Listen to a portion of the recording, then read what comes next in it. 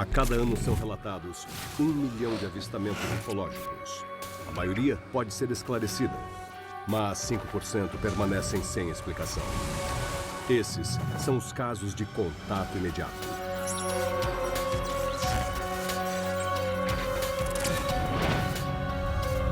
Contatos imediatos.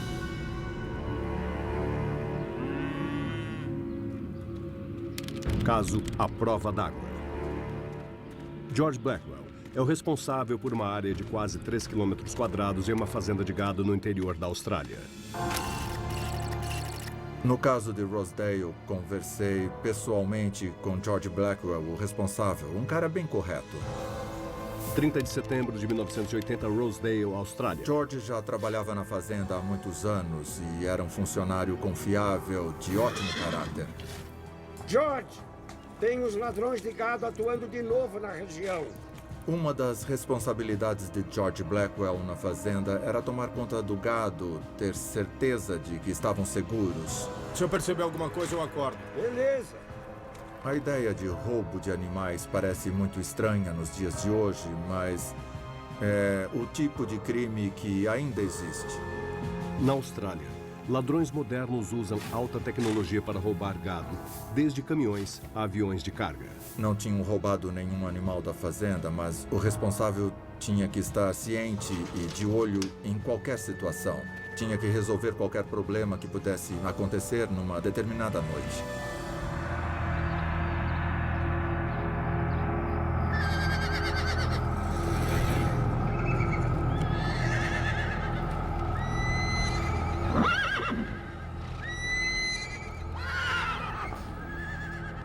George Blackwell acordou de madrugada com os animais extremamente agitados.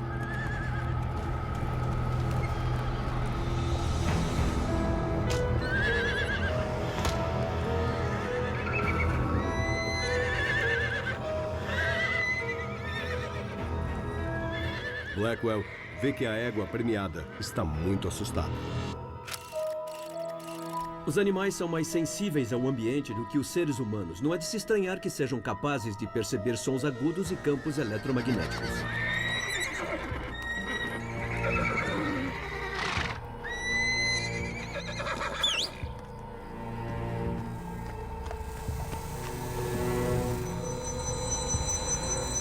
De repente, George vê algo ao longe.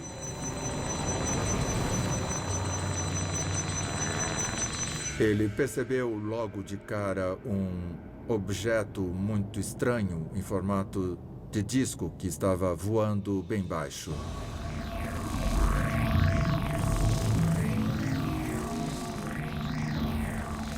No início, ele pensou, bom, deve ser um tipo de aeronave.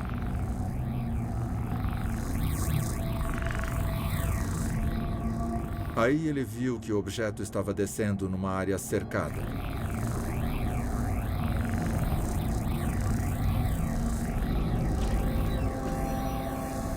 Como uns animais tinham sido roubados na região, é claro que George tinha que ver o que era aquilo.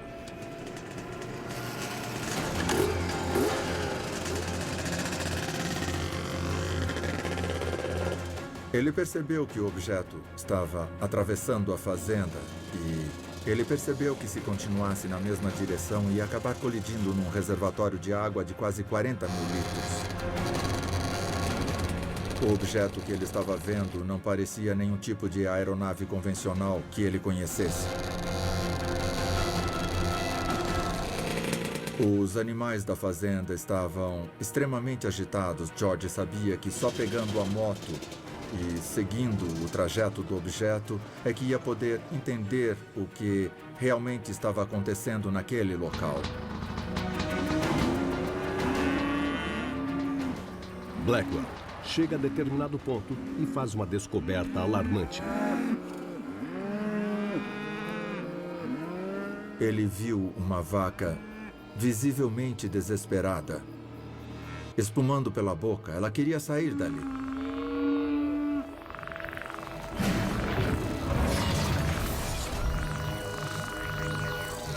Blackwell finalmente se depara com o objeto que estava seguindo. A essa altura, ele tinha descartado a hipótese de roubo de animais. Sabia que aquilo não tinha nada a ver com uma operação para roubar gado. Blackwell se aproxima para observar melhor. O objeto tinha descido e parecia ter pousado bem em cima do reservatório de água. George logo viu que aquela coisa não era um avião, nem um helicóptero comum, não tinha nenhuma asa, nenhuma turbina, nada. Acho que George não estava entendendo muito bem o que estava acontecendo. Estava vendo um objeto que parecia ter uns 7,5 metros de diâmetro e de 3 a 5 metros de altura. E embaixo tinha uma parte preta, uma parte esférica embaixo. Estava puxando a água por uma espécie de tubo de extensão saindo da parte de baixo. Existem inúmeras especulações a respeito desse processo, se teria a ver com combustível ou algo do gênero. De acordo com o que estava acontecendo, parecia que a água era muito importante. George Blackwell começa a ficar ansioso. Ele começou a ficar extremamente nervoso, muito agitado. O relógio dele deu problema, parou de funcionar. Então parecia que tinha uma espécie de perturbação eletromagnética afetando o relógio dele.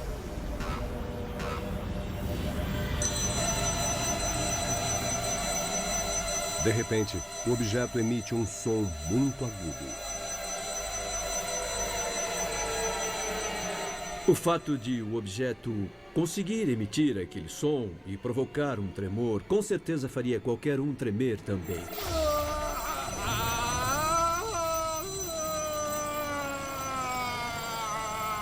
E então, Blackwell perde o controle do corpo. A sensação no momento é que ele tinha virado gelatina. Ele literalmente perdeu quase toda a capacidade física dos músculos. É claro que tinha alguma coisa acontecendo, não só num nível psicológico, fisiológico também. O objeto estava provocando uma reação física nele. De repente, a aeronave subiu uns 6 ou 9 metros.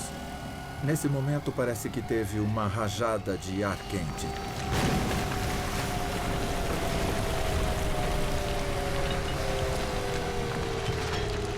Conforme o objeto se afasta do reservatório, vai liberando resíduos.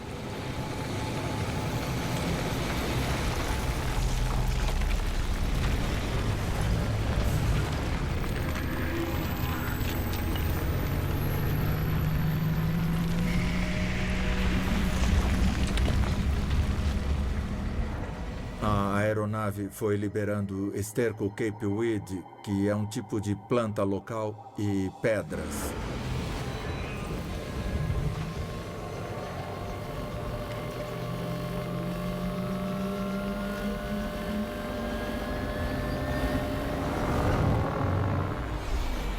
Ela saiu voando para longe e continuou até sumir de vista. E o coitado do George ficou lá pasmo, parado no escuro, tentando processar aquela cena extraordinária que tinha presenciado.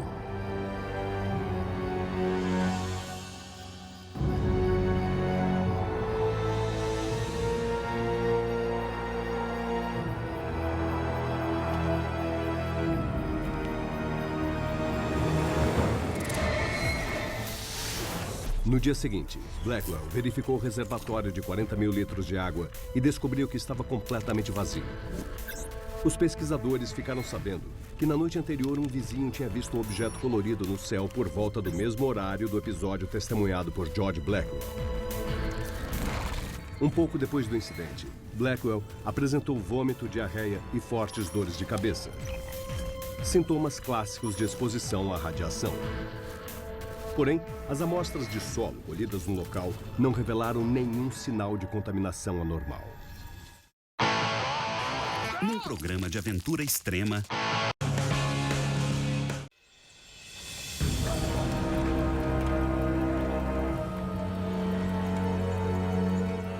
Caso Conexão Francesa.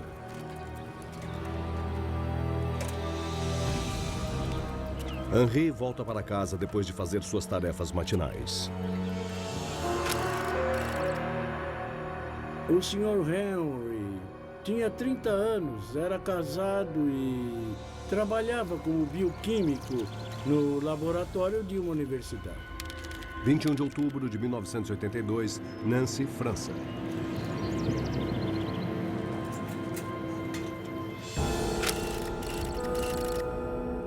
Henri morava numa área mais afastada de Nancy. Basicamente era um lugar com ruas cheias de casas. Nancy é uma cidade de porte médio no leste da França, com cerca de 150 mil habitantes. É um lugar muito tranquilo. Henri é fanático por jardinagem e se esmera no cuidado com as flores.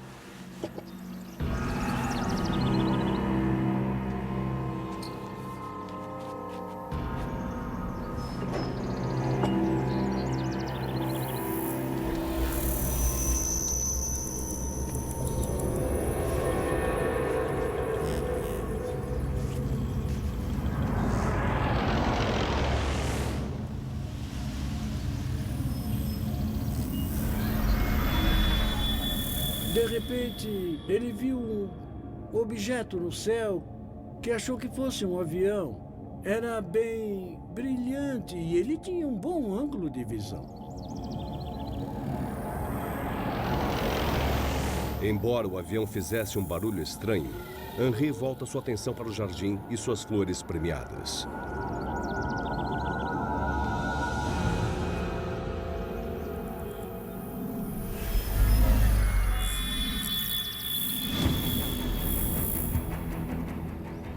Mas o objeto no céu chama sua atenção novamente. Ficava cada vez mais claro que o objeto estava voando na direção dele. Henri começou a ficar preocupado e a pensar se o piloto podia ter perdido o controle da aeronave. Conforme o objeto foi se aproximando, ele viu que não era um avião.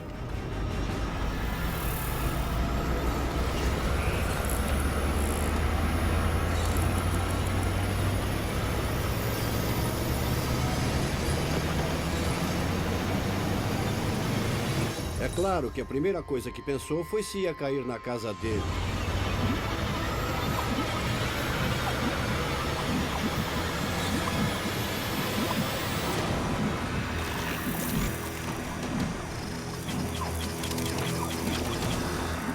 O objeto ficou pairando a mais ou menos 1 metro do chão.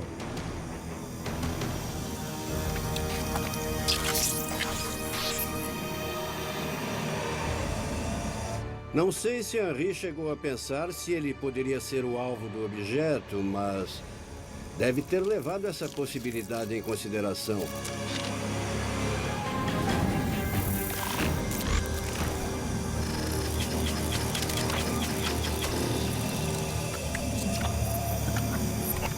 Depois de alguns minutos, a mente científica de Henri entra em ação. Ele começou a ficar curioso e queria entender o que exatamente era aquela coisa que estava vendo.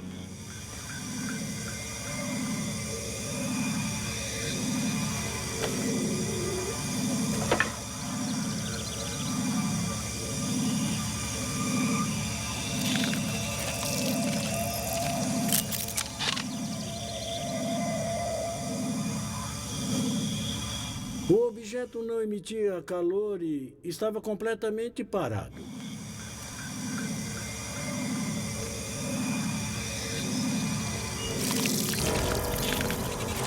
Henri começou a observar o objeto de vários ângulos diferentes.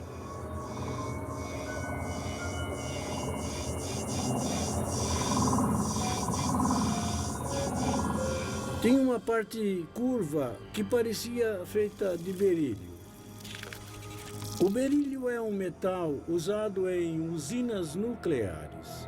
É um elemento muito especial.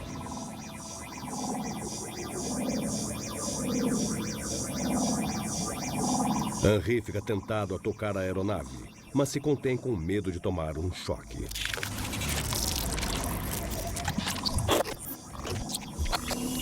Era uma cena incrível e totalmente estranha.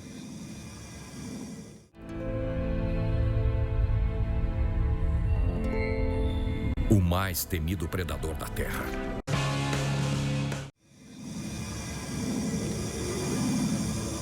Uma das primeiras coisas que qualquer cientista pensaria é: deixa eu registrar o que estou vendo. Ele voltou correndo para casa para pegar a câmera e tirar fotos.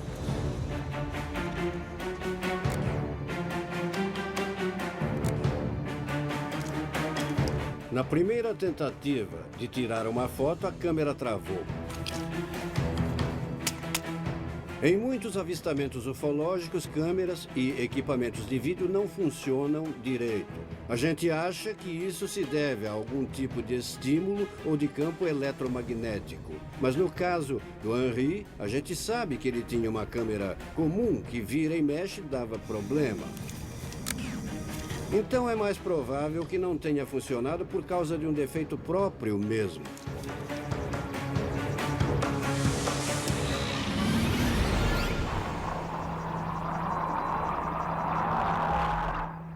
De repente, a aeronave subiu bem rápido. Ele disse que foi como se alguém tivesse pegado um aspirador de pó e puxado o objeto para cima. A aeronave foi embora de repente e aí só ficou uma luz clara bem longe no céu.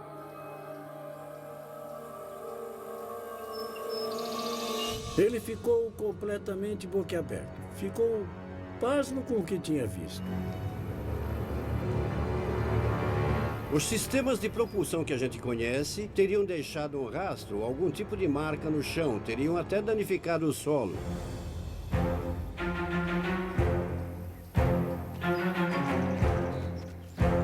Mas o querido jardim de Henry tinha sofrido um impacto bem estranho.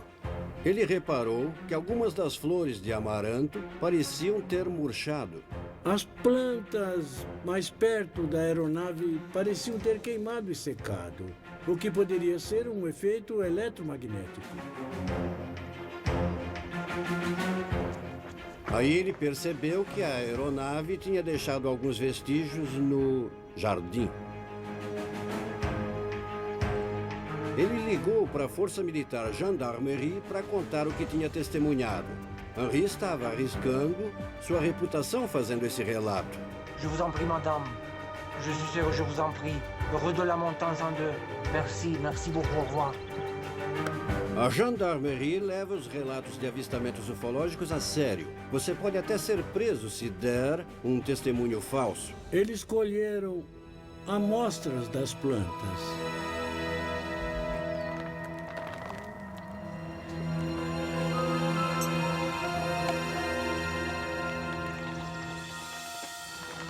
Qu'est-ce qui s'est passé après ça, monsieur Laurent? Bon, je vous dis, je travaillais ici, dans mon jardin comme d'habitude, et tout à coup, ces trucs descendaient dans mon jardin ici.